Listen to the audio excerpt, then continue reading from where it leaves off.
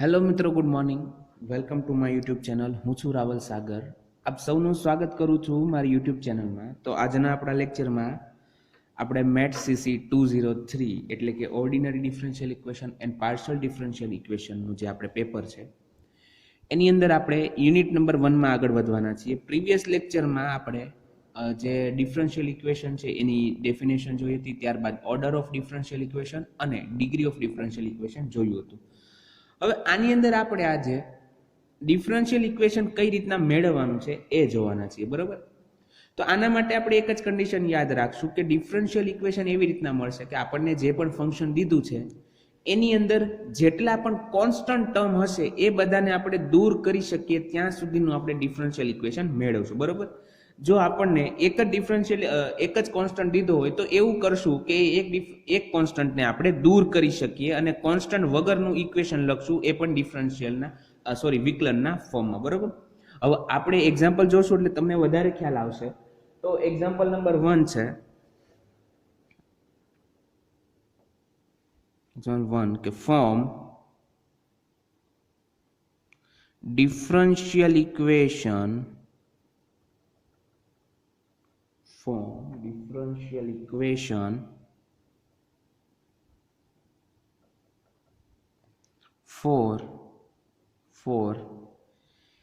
x is equal to a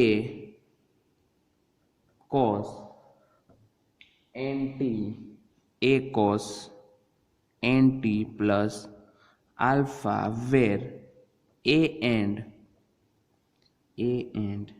alpha are constants.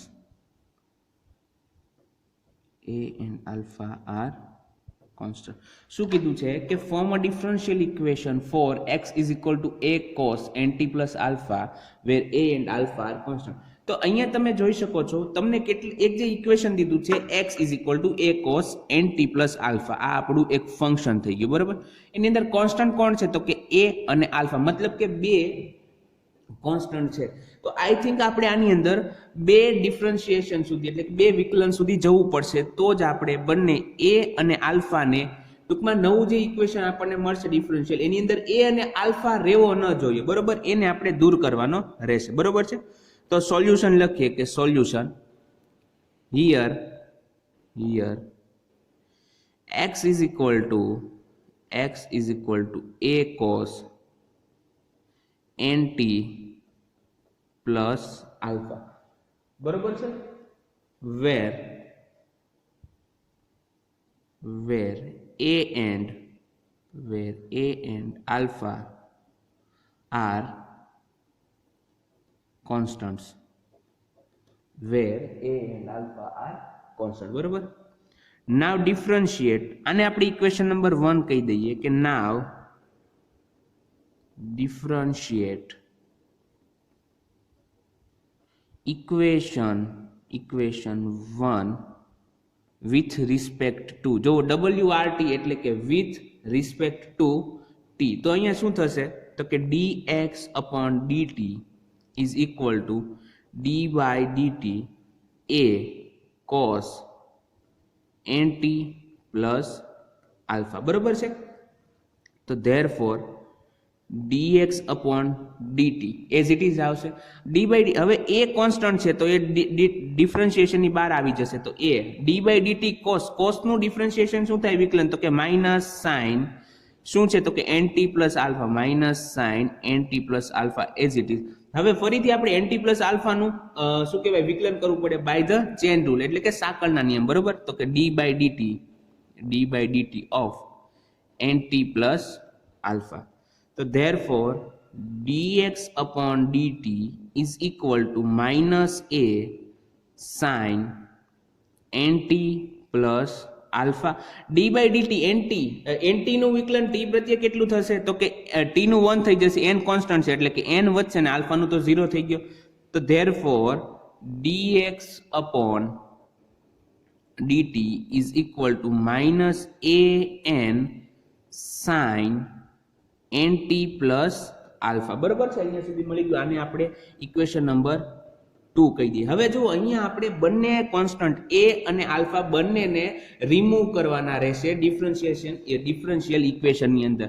તો હવે આપણે અગેન આનું બીજું વિકલન કરીએ તો હવે કઈ રીતના મળશે? નાવ ડિફરન્શિએટ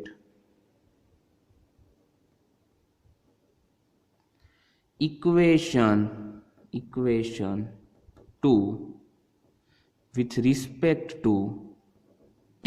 બરોબર, બીજાનું t પ્રત્યેનું વિકલન. તો therefore d by dt of dx by dt is equal to d by dt of minus an sin nt plus alpha.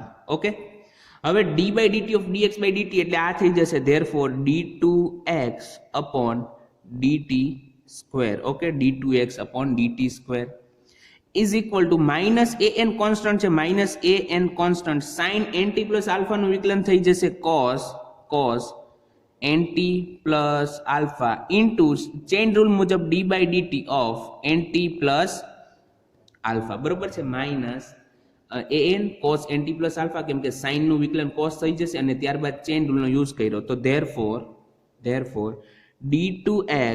d2x upon dt square is equal to minus an cos nt plus alpha d by dt of nt નું વિકલન થઈ જશે n. Okay, તો આના બરાબર તમને મળશે therefore d2x upon dt square is equal to minus n square. જો n into n એટલે n square થઈ ગયો, માઇનસ માં એઝ ઇટ ઇઝ રહેવા દીધું. આ n ને હું cos સાથે લઈ લઉં બ્રેકેટની અંદર, તો a cos nt plus alpha થઈ જશે. બરોબર, હવે તમે ઇક્વેશન નંબર 1 જુઓ તો આપણું ઇક્વેશન નંબર શું છે? x is equal to a cos nt plus alpha. મતલબ કે અહીંયા જે a cos nt plus alpha છે એના બરાબર આપણે શું મૂકી શકીએ? તો કે x મૂકી શકીએ. તો બસ હવે આપણે એ જ કરવાનું રહ્યું કે therefore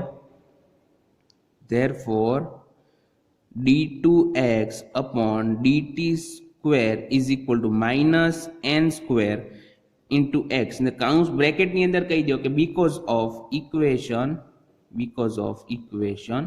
1. બરોબર છે, અથવા તો from equation 1. તો therefore d2x is equal to dt square is equal to minus n square x is required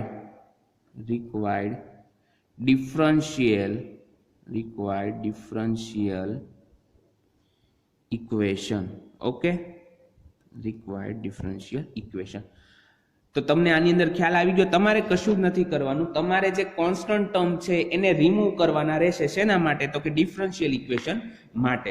તો આ હતો આપણો પહેલો એક્ઝામ્પલ. તો સિમિલરલી હવે હું તમને ગણવા માટે એક એક્ઝામ્પલ દઉં છું કે જેની જે અહીંયા લખું છું એક્ઝામ્પલ 2 કે જેની અંદર મને x is equal to દીધું છે minus a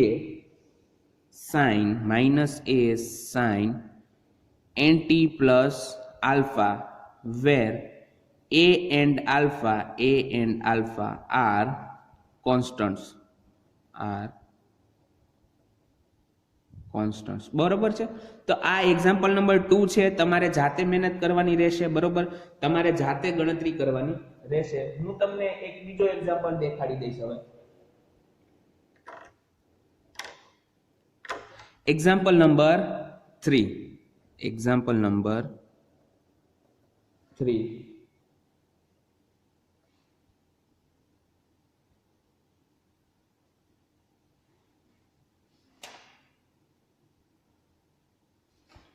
એમાં છે y is equal to ax cube plus bx square where a and b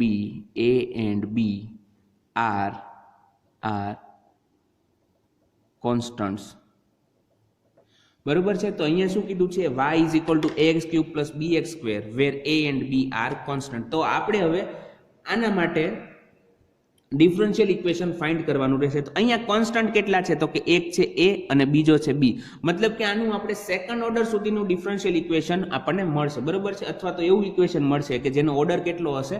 2 હશે. તો સોલ્યુશનની અંદર વાત કરીએ. Solution here y is equal to ax cube plus bx square, where a and b are constants, બરોબર છે.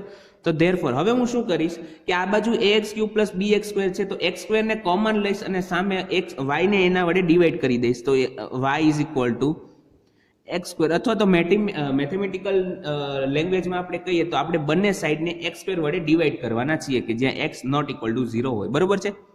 તો અહીંયા x cube upon x square એટલે શું થઈ જશે? તો કે a ઇન્ટુ x થશે અને અહીંયા ખાલી જસ્ટ b વધશે, બરોબર છે. તો હવે આપણે જે વર્ક કરશું એ આ ઇક્વેશન ઉપર કરશું. તો આને હું ઇક્વેશન નંબર 1 કહી દઉં. નાવ differentiate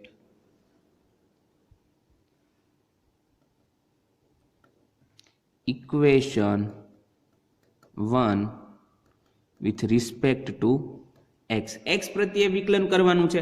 તો આ બાજુ y upon x સ્ક્વેર છે, તો આપણે ત્યાં શું કહેવાય? તો કે ભાગાકારનો, વિકલન માટે ભાગાકારનો, એટલે કે ડિફરન્શિએશન માટે જે ડિવિઝનનો રૂલ છે એનો આપણે યુઝ કરવો પડશે, બરોબર. તો શું થશે કે square of denominator in denominator, છેદમાં છેદનો વર્ગ, એટલે કે x નો સ્ક્વેર છે તો ત્યાં શું થઈ જશે? x raised to 4, બરોબર, x raised to 4. ત્યારબાદ ન્યુમરેટરમાં શું થશે? તો કે ડિનોમિનેટર એઝ ઇટ ઇઝ, એટલે કે x square into dy by dx, જે અંશ છે એટલે કે ન્યુમરેટર છે એનું x પ્રત્યેનું વિકલન, ત્યારબાદ માઇનસ અંશ એટલે કે ન્યુમરેટર એઝ ઇટ ઇઝ, અંશ આમનમ, તેમજ જે છેદ છે એનું વિકલન એટલે કે d by dx upon x square, બરોબર છે, ઇઝ ઇક્વલ ટુ, હવે આ બાજુ તમે જુઓ તો d by dx of ax plus b, b constant છે એનું વિકલન કેટલું થઈ જાય? 0 થઈ જાય. હવે ax નું વિકલન કેટલું થાય? x નું x પ્રત્યેનું વિકલન 1 થાય, એટલે કે આના બરાબર આવશે તમને a, બરોબર. તો therefore x સ્ક્વેર નું તો કે x square as it is into dy by dx minus y d by dx છે તો અહીંયા થઈ જશે 2x is equal to a, અને આની અંદર છેદમાં છે x રેઝ ટુ 4, બરોબર છે. હવે આપણે ફરીથી વિકલન કરવાનું રહેશે, કેમ કે હજી આપણી પાસે અહીંયા જો એક શું કહેવાય કોન્સ્ટન્ટ વધે છે a, બરોબર. તો સૌપ્રથમ આપણે કરીએ કે x square dy by dx minus 2xy is equal to a x raise to 4 થઈ જશે. આને આપણે કહી દઈશું ઇક્વેશન નંબર 2, બરોબર.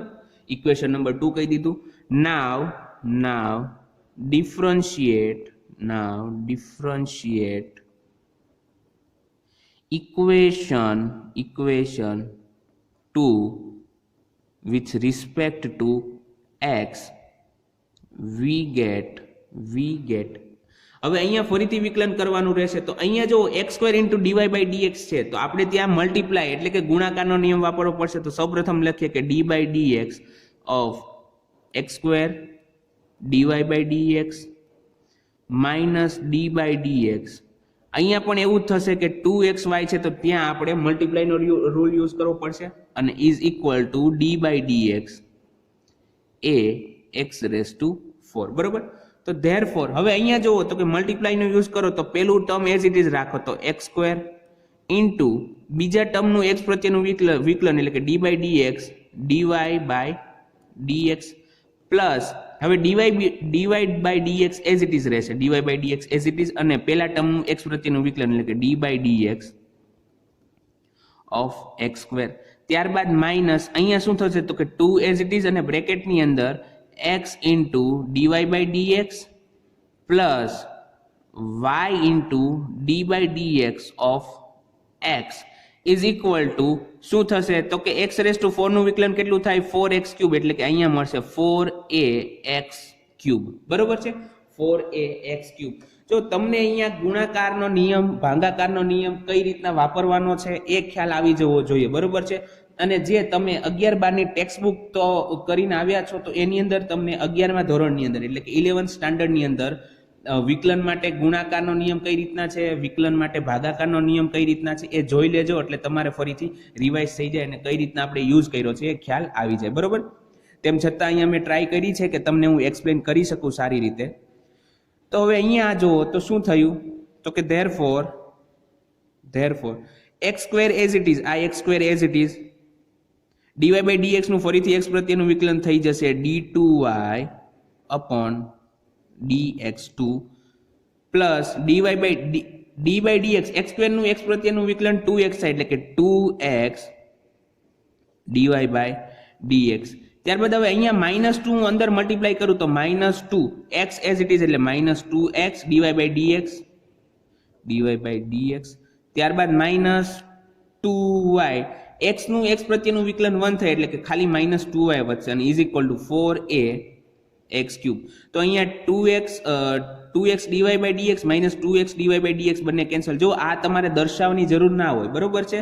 આ તમે કદાચ આવી રીતના ઉપર જે કેન્સલ આઉટ કરો છો એ ના દર્શાવો તો પણ ચાલે, બરોબર. તો ધેરફોર શું વધે, તો કે ફર્સ્ટ ટર્મ વધશે એટલે કે x square d2y upon dx2 minus 2y is equal to 4a x cube વધ્યું, બરોબર છે.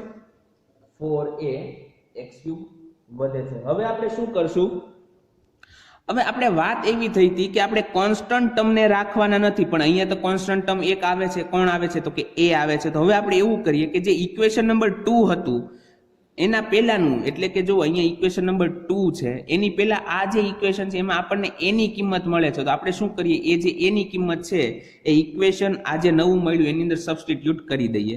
તો therefore x square d2y upon dx2 minus 2y is equal to 4x cube. અને a બરાબર શું થશે, તો કે a બરાબર થશે x square dy by dx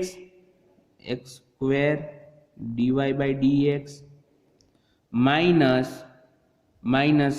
2xy upon x raised to 4. બરોબર છે. આવી રીતના આવે છે આપણને અહીંયા. તો therefore હવે આપણે શું કરશું, તો કે x ક્યુબ છે અહીંયા x raised to 4 છે, તો એક કેન્સલ આઉટ થઈ જશે, અહીંયા ખાલી x જ વધશે. તો કે x square d2y upon dx2 x square d2y upon dx2 minus 2y is equal to 4 x square dy by dx minus 2xy upon x. બરોબર છે. હજી તમે શું કરશો, તો કે અહીંયા જે x છે અહીંયા x સ્ક્વેર છે, તો ત્યાં એક કેન્સલ કરી નાખો, અહીંયા એક x કેન્સલ કરી નાખો. તો therefore તમને વધે છે x square d2y upon dx2 minus 2y, 4 ને અંદર મલ્ટીપ્લાય કરી દો તો 4x dy by dx અને minus 8y વધે છે, બરોબર છે. -8y વધે છે. હવે આ આખી ટર્મને હું લેફ્ટ હેન્ડ સાઈડ ડાબી બાજુ લઈ જાઉં તો શું થાય, તો કે therefore x square d2y upon dx2, ત્યારબાદ 4x dy by dx વાળી ટર્મ લે તો અહીંયા થઈ જશે -4x dy by dx. અહીંયા -2y છે, આ બાજુ આવશે પ્લસ થશે, તો અહીંયા plus 6y is equal to 0. તો તમને જે ઇક્વેશન મળે છે આવું મળે છે, x square d2y upon dx2 minus 4x dy by dx plus 6y is equal to 0. તો આને આપણે કહી દઈએ equation number 3. Equation number 3 is required differential